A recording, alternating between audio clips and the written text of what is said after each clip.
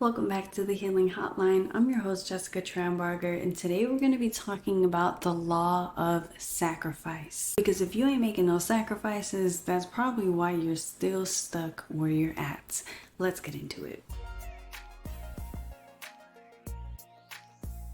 I've had to make so many sacrifices on my spiritual path, okay? Anytime you're trying to manifest something, there is an equal exchange that needs to be given to the universe. And most of the times, you don't really get to pick what this sacrifice is, because when we try to pick the smallest things that we don't think, oh, okay, I'll sacrifice this thing. This isn't really too big for me. And the universe is like, that's not an equal exchange. We need a little bit more.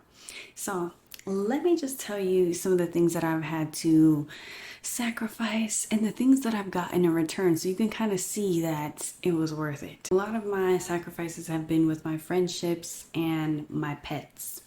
And really the reason for this has always been that these people were just no longer in alignment with me. It doesn't always necessarily mean that these people are bad people. You've just outgrown them. Or for me, honestly, I have seen that these people were not who I thought they were at all. I can be very naive. That's a big reason why I like to use my pendulum, is because I know that I can be naive. I don't see the people for who they are. I see them for their greatest potential. And that's a problem, because a lot of people don't live up to their potential. And I've said that before on this podcast, but it's very true. A lot of people don't live up to their potential. So seeing people for who they can be is a blockage, because you're not seeing what they're presenting to you, and you're letting a lot of things slip past the boundaries that you're supposed to have up. So one of the first major sacrifices that I had to make, and this was really to get my business up and running, was my relationship with my best friend. And this, honestly, this hurts till this day. And I don't know if I'm feeling her hurt or feeling my hurt. I think I want to say it's her hurt, but that's really, I feel like that's my ego. It's my hurt. It's my hurt. This is somebody that I thought that I was going to be friends with forever. This was the first friend that I made while I was out here in Texas, and really one of the only friends that I made out here since I've been out here in Texas. But, I loved this girl so much, so freaking much. I really don't want to cry, but this is the first time that I've ever talked about it. And like I said, this shit hurt. This shit hurt. Out of all, I done cut, y'all, I don't think y'all understand. I done cut my dad off, my mom off, my sister off. I done cut off so many people. I let go of all of my pets. But this one hurt. This one hurt so bad, because I really thought that, she was actually my friend. And when it came down to it, she really wasn't. And it kind of showed when, I ended up cutting her off. But essentially, I'm trying to ask my pendulum, am I supposed to talk about this? They're like, yes, girl, get this shit off your fucking chest so you can move the fuck on. I really think I need this fucking closure, really. But I'm trying to think what happened. Okay. So this was not really the first falling out that I had with my best friend, though. This was actually the second one. The first one was her and I had a dog training company together, and we would do dog boarding. But since I lived in an apartment, I couldn't actually have the dogs at my place to board them. She was renting a house at the time, so she was able to have the dogs over there. And basically, we would just split the profits or whatever. But one day I came over to her house, and there was some dogs there that she did not tell me that were gonna be there. So essentially she was just keeping the money to herself and wasn't gonna tell me. And I'm just like, bro, what the fuck? But she didn't know how to tell me, because she just felt like, she should have kept the money because she was the one who was really doing the work, which is actually understandable. But the fact that you didn't tell me, that shit rubbed me the wrong way. So after that was the first time that I stopped talking to her for a little bit. But I don't quite remember what happened. We started talking again, but This girl could hold a grudge, okay? This girl could hold a grudge. She reminds me a lot of my aunt, and my aunt could hold a grudge too, okay? So I had always felt this like lingering feeling of her not fully trusting me after that, you know? So I think it was during this time that we weren't talking that she made a new friend, or I think she already knew this girl or whatever, but it was like this girl, really pretty girl, and she was just all up her ass. My best friend at the time, she was all up this girl's ass because the girl's really pretty, and I think she just really wanted to be in with that girl and her friend group or whatever. So like she would always come over to the girl's house, and she would like do stuff. She would like go take care of her baby for her while she like took a nap, and like she was just doing all this extra ass shit. And I'm like, bro, what the fuck? Like, you're tripping. Like, you're doing too much. But she was all up this girl's ass. So when we started talking again, it was different because she was like, oh well, I've been hanging out with this person. So it was like I was no longer just her only friend, and that really changed the dynamic. I think because it was like I felt like a little bit of like, damn, like it's crazy because like the way I really wanted her to like be to me, she was to that girl, and the way that I'm sure she wanted that girl to be to her, she was to her. I don't know if that makes sense, but like basically she was all up that girl's ass. I wanted her to be all up my ass. I was all up her ass. It was a lot of up people's asses, okay? So I was in the process of buying my home at the time, and it was a really struggle because like I had stopped being a cam girl where I was making a shit ton of money, and I was really just praying to spirit that I would still get the house or whatever. And then I did end up getting approved to the house, but basically one day my best friend came over and she was like telling me that she was talking to that girl that she was friends with, and she was like, yeah, like she was basically saying that like she didn't believe that you were getting the house by yourself. Like she thinks that you have like some type of co-signer or something like that. And the way that she said it was like almost as if like she was asking me like, is that true? And I was like taken aback. I was like, fuck you mean? Like, bitch, you fucking know I've been working my fucking ass off for this shit. I'm like, what the fuck? I'm like, no, like, what the hell? Like, so that right there was like a major, major, major red flag, right? So basically, like, I was just figuring out how I was gonna make my pendulums, and like nothing was coming out right. Like, the glue wasn't setting. Like, it was just, everything was just weird. Like, it just wasn't, it should have been like really easy for me to get this shit going, but it was difficult. And I was like, okay, there's definitely a blockage. So I asked my spirit team, like, okay, what is the blockage? Like, what do I need to do to make this shit work? Because I know that there's something that's preventing it from working. And my spirit team was basically like, told me that I had to cut this girl off. And I was like, wait, what do you mean that I have to cut her off? And they're like, you need to cut her off. She's not a real friend. Like, you think that she's your real friend, but she's really not. And like when they said that, basically I got the conversation came up in my mind again about when she brought up the fact that like that girl, supposedly that girl didn't really believe that I got the house by myself. And I was like, yeah, she definitely be talking about me, you know, to this girl and stuff like that. So I was like, all right. I blocked her on everything, and she never reached out. And I know I said I blocked her and everything, but you can still email, you know, like, I don't know, like if my best friend, like if I couldn't get a hold of my best friend, I would definitely try to email or something. Like I would be like, oh, okay, what the fuck, you know? Because there are people that I have cut off that weren't my best friend that have went the email route trying to get to me, okay? So she just never tried to reach out or anything like that. And I say, you know what, that must be confirmation that what I was thinking is really the truth. And it really just hurt me because I wanted it to not be true so bad. I wanted her to fight for me, I guess. I wanted her to like at least try to reach out and stuff, and she never did. And what hurts the most is that like now I'm back in the area of like where she lives, and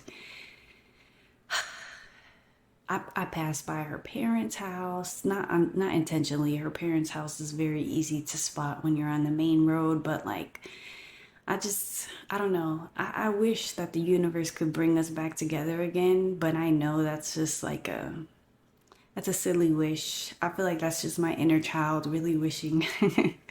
Really is my inner child because I never really had any friends growing up and stuff like that. But I know that she would never forgive me for cutting her off. You know, she holds grudges, like I said. But that was one that hurt me the most. But after that, after I cut her off, my business did start taking off. I was actually able to put my pendulums in a crystal shop, and I'm not in that crystal shop anymore, but at the time it was something that was really good for me. I got a job at that crystal shop. Things really started to pick up, and I think that hurt too because I was like, damn, like she really was a blockage for my business, bro. And that is the law of sacrifice, is essentially like there is always something that needs to be sacrificed when you're asking for something to happen. And if you feel like nothing's happening in your life, there's something that is needed to be given up. And you don't really get to choose. The universe knows like what's really in these people's hearts. They know your spirit team, your pendulum, your highest self, whatever you want to call it, it's all the same. It knows the conversations that happens behind your back. It just knows all of these things. And the biggest thing that it knows is who is really supporting you and who is jealous of you. And what y'all don't realize is that jealousy and envy is like a really big block. It can create a lot of obstacles for you if somebody else is hating on your shit. So I knew that, you know,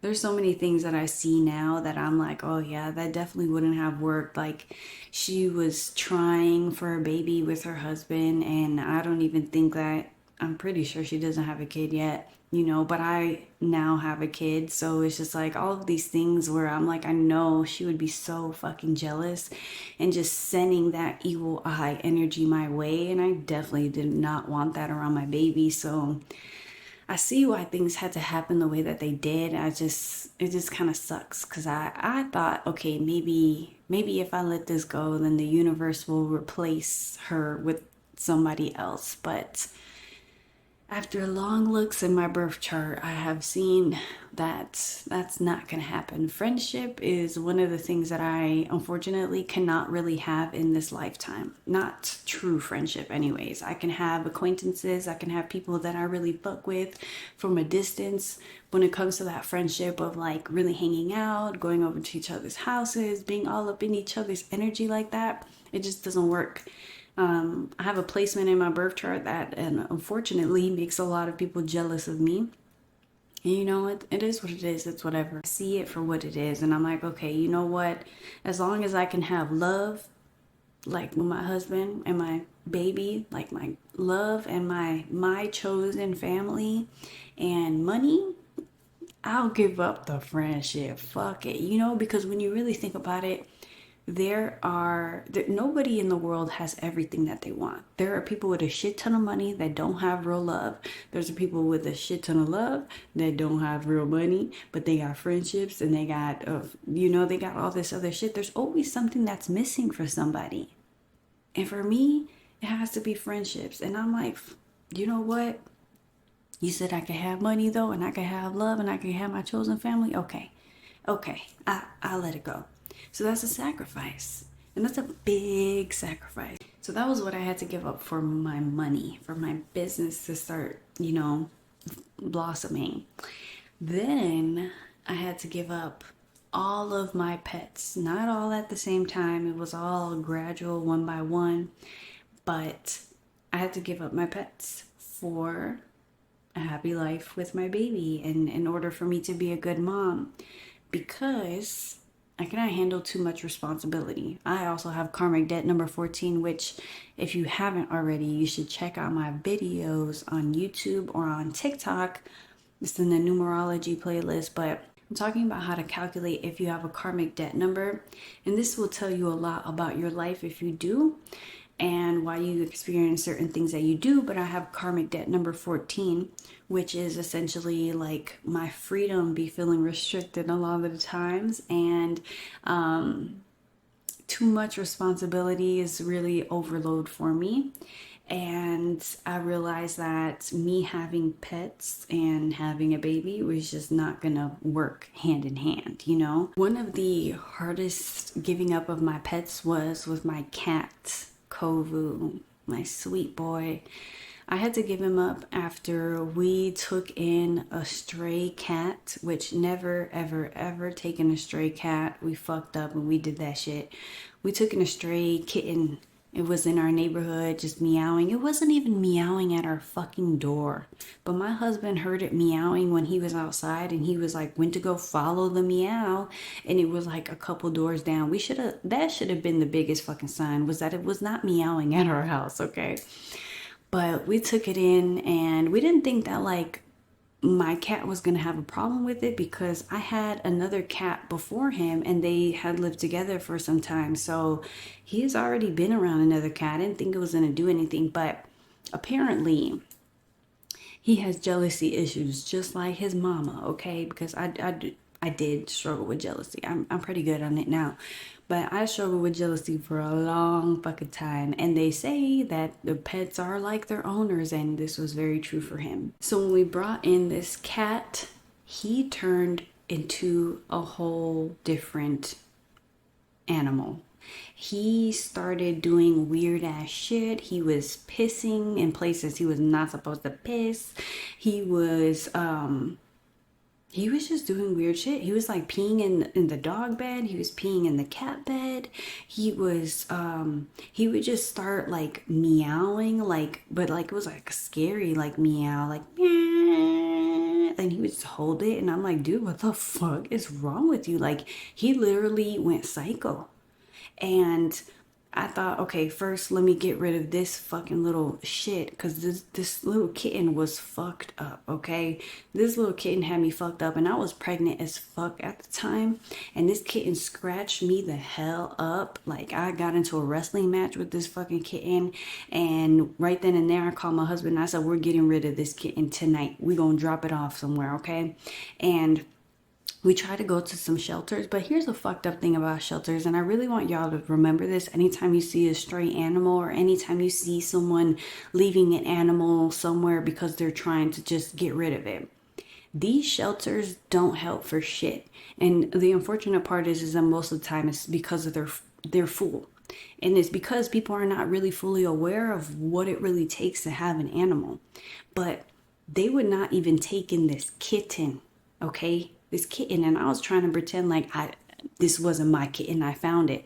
They didn't care. They didn't care. So we ended up just we went to like a parking lot that was like by a church, and we just had to drop it off there. And I know, oh, that's so terrible. Let me tell you, I fucking know, but this kitten was feral, okay? I actually think I did the world a service by not putting it in the shelter, because it would have fucked somebody else up.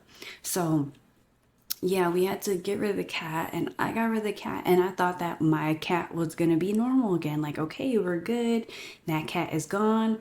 Cool, right? You go back to being the sweet boy that I know. No, he was still fucked up. And it was then that I was like, okay, I think we gotta get rid of him too. And at the time, we had two dogs. One of them was a Rottweiler named Malachite. Never name your dog after a crystal, especially not a crystal like malachite, okay? Because that dog really became the physical manifestation of that crystal. It was quite literally insane. A lot of transformation, but at a price of a lot of destruction, okay? So that dog was driving me crazy my whole fucking pregnancy, and he was really stressing me out, and that's not good when you're pregnant. So I had been telling my husband, like, we need to get rid of this dog too. Like, a lot of this shit gotta go. I was like, we gotta get rid of this dog. And he was very hesitant. He was not trying to do it because this was his first dog. Okay, like the other dog that we had, she's I had her before we were even together. So the Rottweiler was technically his first dog. But I was like, dude, we have to get rid of this dog. He is like mentally disturbing me, and this is not good for me. It's not good for the baby, you know?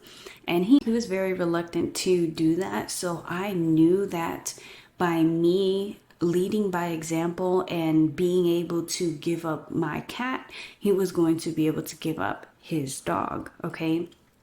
Now, this is the part that breaks my heart with how I had to give up my cat because, like I said, we had just been to shelters. These shelters would not take in a kitten. So I knew that they weren't going to take in my cat, who was, I forgot how old he was, but he was old. He was an older cat, not too old. He was like maybe like 5 or 6 or something like that.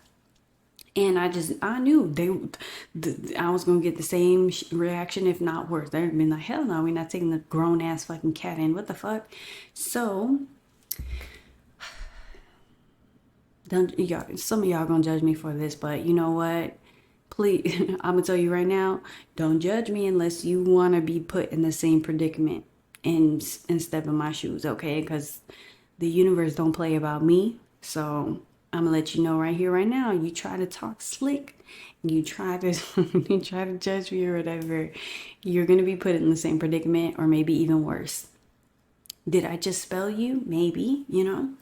But anyway, so we put my cat. I put my cat in a carrier. So, and I put my cat in a carrier and we went to a super, super nice area. We went to Rice Village, which is a really, by Rice University. It's a really nice area. And I left him in the carrier and I left the carrier by like the stairs of an apartment. Because I knew that if I were to leave him there inside the carrier with the carrier closed, right where people were going to be coming in and out, I knew somebody was going to see him and they were going to know, like, wait, this cat is not like a stray cat. But if I would have like let him loose out there, one, he don't know how to navigate the streets. He is a straight indoor cat. And two, he might have got hit by a car or something. Like nobody was gonna take him as a cat that like, oh, I need to like do something with him, right? So, yeah, I left him there and I cried. Even my husband cried. Like we both cried. That was fucking hard. But that was really the only thing that I could do because I could not. He turned into a little demon. He literally did. I don't know what other way to describe it. He was not himself anymore, and there was just no way that it was going to be able to work to keep him. And so, yeah, so I had to do that. And then I know he did get found because he was microchipped, but it was to my old, I never updated my phone number. It was like to an old phone number. So they sent me an email, but unfortunately, I had to ignore the email. But yeah, he did get adopted out somewhere because I was like keeping tabs on the adoption thing and seeing if he was still up on the website for adoption, and he did get adopted. So I know that he did find a home. So I made that sacrifice, and then my husband was able to get rid of the dog. And actually, we found one of his friends, one of my husband's friends from high school, had another Rottweiler, so he just took him in. He was like, "Hell yeah, I'll take him in," and he's really happy over there. He literally made an Instagram page for him and everything, so it's kind of cool because we still get to see him every so often on Instagram. And I don't know if we'll ever see him again in person though, but because my husband's not like that close with the dude. But yeah, that was a happy ending for the dog, thank goodness. And then if you heard the previous episode or the episode before this, I forgot which episode it was. Oh, if you heard that, if you listen to the episode about healing my mother wound, then you'll know that like the final dog that I had, we did get rid of her too, but she didn't go too far. I actually saw her recently and she's doing really good, so that made me really happy. It made me really happy to see her again. So that was a couple sacrifices that had to be made. Another reason why I actually had to get rid of my cat, besides him going crazy, was that one of the readers that I had went to, she had told me to be careful with him. Like, she was like, be careful with your cat around your baby. And I was like, what do you mean? Like, my cat is really sweet. Like, what do you mean? Like, what would he do with the baby or whatever? And she was like, well, basically, like, some cats have been known to get really jealous and like suffocate the baby. They will just sit on the baby's face and they will suffocate the baby and kill the baby like that. And I thought, like, wow, that's crazy as fuck. Like, I didn't believe it because I was like, no, like, he's like a really sweet cat. He would never do that. Like, what the heck? Like, what the fuck? But then when I brought the other kitten in and I saw how he acted, that was the universe showing me, yes, he fucking would, because he got so jealous of that other cat. Imagine how he would be to a baby. It's the same thing essentially, because I was giving my attention to that cat because the cat was a little kitten. I had to bottle feed it. It was like a baby. So I knew that that was like another reason why I definitely did have to get rid of my cat. It was like one of the things that the universe was like, I'm going to show you this way so that you don't have to learn a very hard lesson another way. Because if anything would have happened to my baby, oh my God, like, oh my God, you know? So I'm really grateful that I learned the lessons the way that I do, even though they're really hard lessons. A lot of the lessons that I learn are through my pets. Like, for example, that dog Malachi, he taught me that whoopings are not going to work. And up until before I got him, I thought that, like, oh yeah, when I have my kid, like, if my kid acts up, I'm going to whoop my kid. But when I would whoop that dog, my hand would always hurt in some way. Like, I would always hurt myself whooping that dog because that dog was bad, bro. And I always had it ingrained in me that, like, how I got my dog trained, my first dog trained was I whooped her. Like, when she acted up, I whooped her and then she acted right, you know? So it was like, it was a corrective type of thing that I was doing, which obviously I know there's better ways to train, but like I said, I was brought up where if you do something wrong, you're gonna get hit, you know? So that was like the generational trauma that I was putting out. And I learned with that dog that whoopings, fuck no, I'm not whooping my kid. I don't give a fuck. I don't give a fuck what she does. I'm not whooping her. Unless she's a teenager and she hit me, well, I'm not whooping her. We fighting. You know what I mean?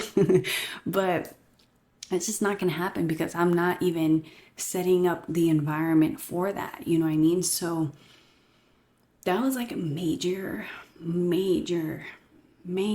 That was a shit ton of sacrifices that had to be made both on my end and my husband's end. And it brought us a lot of peace. So that's the thing, is that your peace always comes with a price. Okay. I've had to give up a lot of my friendships. I say a lot. I've had to give up every single one of my friendships. I have made really good spiritual friendship connections after I had ended things with my best friend, and my pendulum would just tell me every so often, like, these people have to go now. These people have to go now. And I would feel it, you know, like I had said in the episode of me saying, like, how to know when to cut somebody off. I would get anxiety with these people. When they would text me, I would get a feeling of anxiety. And I'm like, damn, you're next. I already know you're next, you know? So, when I cut off my sister, I got my business. Unfortunately, that's what had to happen because she was also somebody that was very envious and jealous of me. And it's not necessarily her fault. It's really just, I would blame it on my parents. I feel like a lot of siblings do have jealousy towards each other, and it comes from the parents because they, at the end of the day, or at the beginning of the day, I should say, the beginning of it all was that they were always kind of like fighting for the parents' attention or the parents' affection. And the fucked up part is that usually none of them gets it. So they just, but the cycle of jealousy and envy just continues on into other things, you know? So there were a lot of things that I was doing that, you know, my sister was envious of, and I didn't see it at first, but there was a time where my nephew came over to the house that I had bought, and big ass fucking house, okay? And while he was there, he said something. He's like, yeah, because you're broke. And I was like, the fuck? What the fuck did you just call me? You just call me broke? He's like, yeah, because you're broke. And I was like, no. What the fuck? I'm like, why would you say that? And he just, he didn't have no explanation or whatever. But I knew it was because my sister had called me broke in front of him, because I don't call myself broke at all. I would never call myself broke, even though the last episode was called Lessons from Being Broke. That's just because I knew that's what the fuck I was, but I never affirmed being broke when I was broke, because I knew that your words manifest. So I'm like, I would never say that about myself. So the fact that there is somebody calling me broke while I am actively trying to get my shit together, and every time I would talk to her, she would ask me, oh, how are things doing? And I'd be like, oh, like, I feel like they're getting better. I feel like they're getting better. And I did feel like they were getting better, but then they wouldn't get better because I'd have this conversation with somebody who was talking shit behind my back and calling me broke and all this shit. And who knows what the fuck else she was saying? So when it came time to cut my sister off, I knew that I knew why, and when I did end up texting her and telling her, like, I think we need to distance ourselves, she never responded. She never responded. Now, I didn't block her immediately after I sent that message. I think I waited like a week, and there was no response. And I was like, oh, well, you're done. Sometimes silence is really the best response because it shows you a lot. I feel like honestly that probably was the best way that she could have responded, so that I didn't feel bad for what had to be done. I was like, well, shit, thanks for proving my point. What the fuck? Like, you didn't even try to defend yourself. Like, clearly what I'm saying is true. So, but that happened, after that happened, I went through a deep, deep depression, okay? Because I was like, damn, like, if my own sister didn't fucking fight for me, if my own mom didn't fucking fight for me, if my own dad didn't fucking fight for me, nobody in my family ever fucking fought for me when I distanced myself from them. That shit hit like a ton of bricks. I was like, damn, like, I'm not important to nobody. Like, what? And that was kind of being the victim, right? I was very much in victim mentality, because it's like, girl, but you cut them off. Like, yeah, but what the fuck? Like, y'all ain't gonna fight? So it's like, I see both sides, but at the same time, it was like, I had to get out of victim mentality. I had to turn off survival mode. And that is when I started Survival Mode Off, which is an amazing workshop, by the way. If you are in victim mentality, you need to check it out at thatsoulglow.com.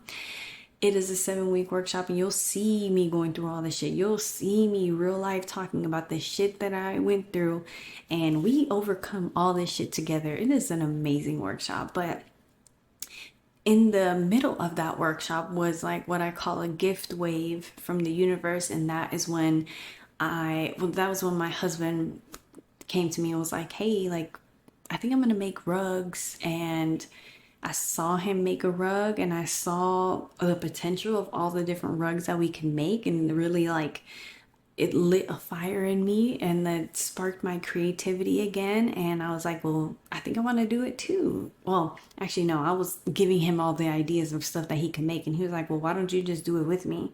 And that's another sacrifice that I had to make, because after I had the whole thing with my best friend and the business that failed or whatever, I was like, well, that's a lesson that I'm not supposed to do business with anybody. I'm only supposed to have a business with myself. And hell yeah, I included my husband in that shit. I'm like, no, I'm not having no business with you. But I had to sacrifice that mindset. So sometimes it's going to be a physical sacrifice, and sometimes it's going to be a sacrifice of your mindset. And I'll be honest with you, more times than, like, 9 times out of 10, or I should say like 8 times out of 10, the sacrifice is going to be mental than physical.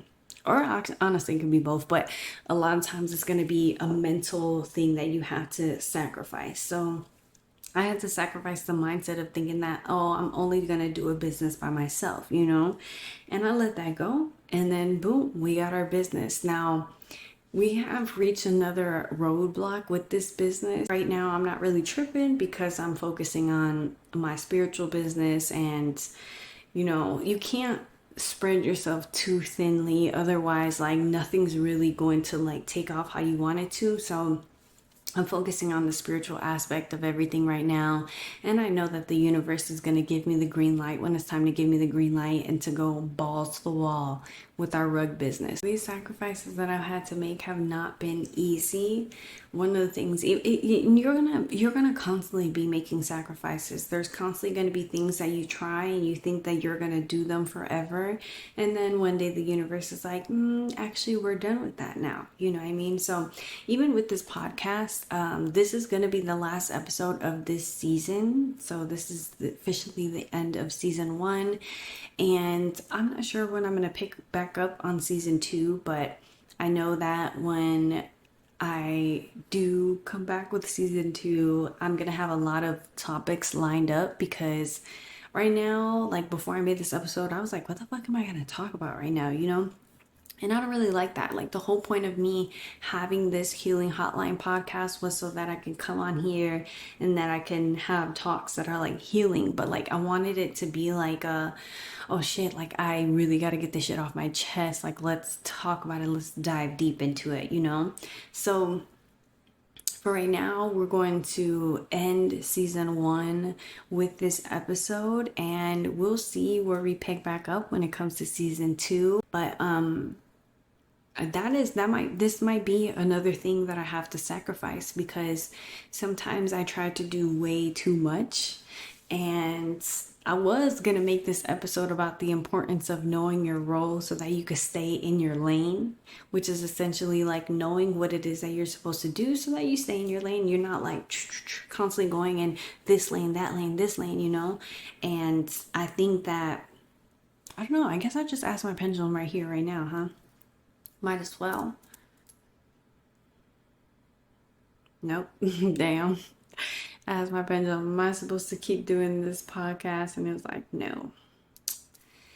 No. So this is, wow, full circle. Oh my God, I'm gonna cry. I'm gonna cry. This is a full circle moment. This is a full circle moment. 10 is, technically they don't count 10 in numerology. It's really just 1 or 0, right? But zeros are like full circle moment, and this is a full circle moment because I'm gonna cry, dude, because this is amazing. Whew. The episode of this podcast is called The Law of Sacrifice. And what am I doing right now? I'm sacrificing this podcast. I'm sacrificing this podcast. And maybe it's so that I can focus on, my rug business and focus on everything else that I want to do, because I'm like a freaking octopus out here and I only have 2 arms. I ain't really got 8 arms like an octopus, okay? I can't be doing everything. But I would like to. Unfortunately, I can't. So I think that is the thing that I'm supposed to surrender this podcast. And I don't even say I think I know now, because I asked my pendulum and it was like, yeah. That feels good though. Like I said, it was really exhausting sometimes for me to come on here and come up with a new episode and stuff like that. But it's been fun. I really like doing this podcast. Honestly though, what I would really like is if somebody invited me onto their podcast, because I'm a generator. So like I would love for somebody to like ask me questions about, I don't know, spirituality or like my journey and my life and all of that. So if you have a podcast, or if you've been thinking about a podcast, maybe you should ask your pendulum if you're supposed to start a podcast, and you should ask your pendulum if you should put me on your podcast for one of the episodes. I don't know, just putting that out there into the universe.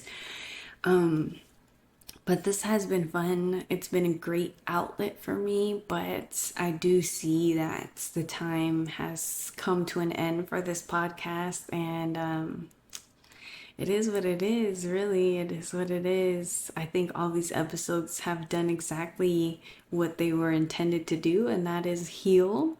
And I'm getting goosebumps because I'm like, damn, it's bittersweet, but it is what it is.